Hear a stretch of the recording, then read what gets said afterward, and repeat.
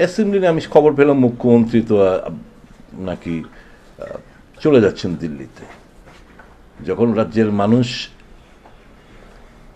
হাবুডুবু কাচ্ছে এখনো ত্রাণ শিবিরে, এমন কি আর্জেন্সি যে বিধানসভার মতো গুরুত্বপূর্ণ আলোচনা ছেড়ে, যেখানে মানুষের স্বার্থ সংশ্লিষ্ট ব্যাপার এত একটা মানে আনপ্রেসিডেন্টেড একটা বন্যা হয়ে গেল, সেই জায়গায় মুখ্যমন্ত্রী আমি খবর পেলাম যে উনি চলে যাচ্ছেন দিল্লিতে, মানে নিজেকে গুটিয়ে রাখছেন।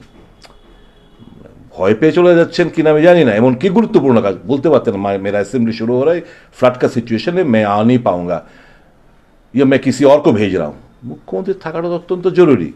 তো যাই হোক, আমরা আমাদের যে মানুষের সাথে, বেকারদের সাথে নানা ইস্যু নিয়ে আমরা আলোচনা করব। বিশেষ করে আমাদের আলোচনা থাকবে স্বাভাবিকভাবেই আমাদের এই ফ্লাড সিচুয়েশন নিয়ে।